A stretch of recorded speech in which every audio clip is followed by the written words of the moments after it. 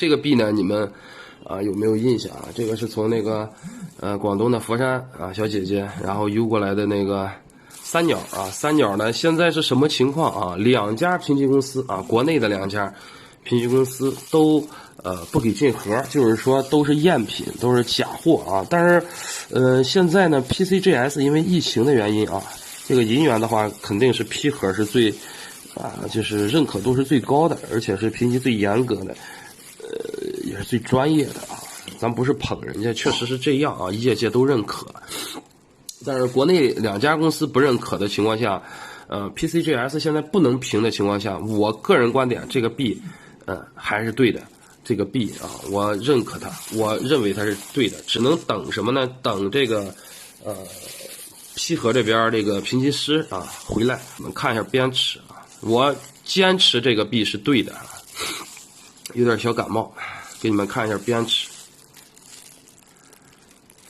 所以我要留个证据啊，并不是说有的评级公司说假就一定是假。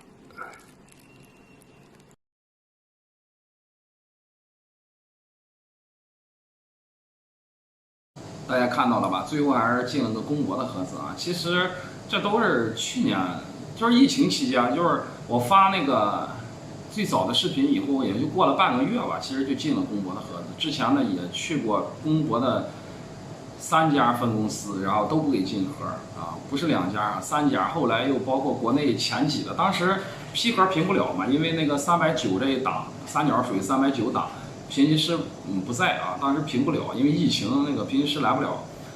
最后进了公博的盒子，当中反正也发生了一些事儿啊，就是不方便说啊，对影响不好啊，咱就过。我想表达啥呢？那些认为我眼力不好的啊，就是还是淡定啊，淡定。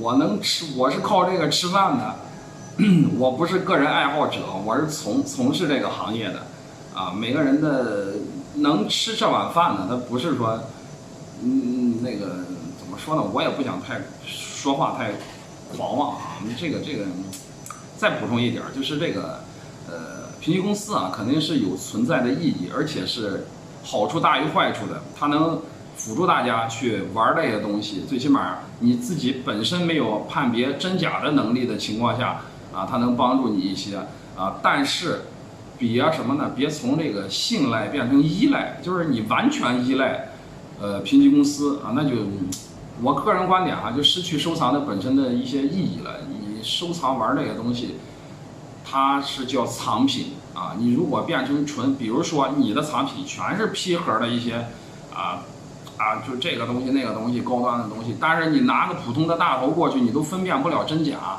那你的东西那不能叫藏品，只能叫商品。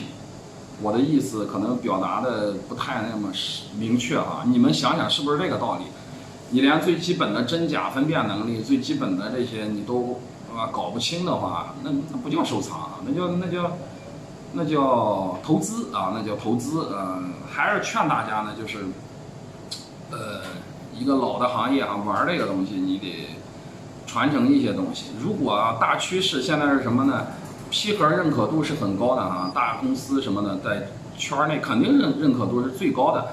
但是这个趋势讲，如果后续的玩这些东西都完全只认可这种东西，裸币被断了的话，对整个的钱币收藏圈是不好的。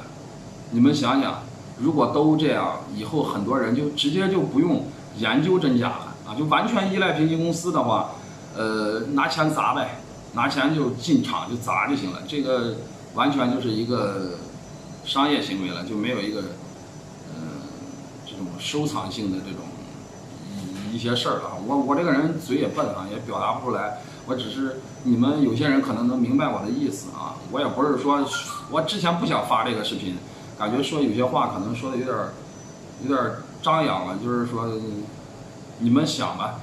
其实我自己心里也挺那个什么的啊，就是一般人啊，我可以这样说。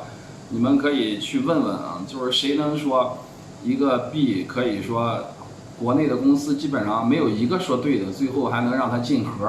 不是说通过关系啊，它肯定是通过合理的因为一个币进盒，一个好币进盒，人家平行公司也要担责任的。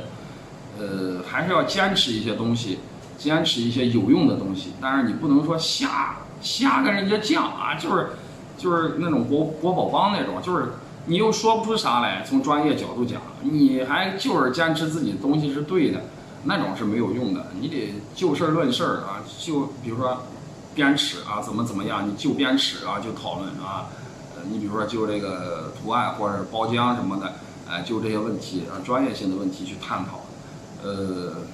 最后还是希望大家收藏的路上，我都不知道说啥了，你们自己领悟吧。本期视频就录到这儿了。喜欢钱币收藏，给我点点关注啊！咱们下期再见，拜拜。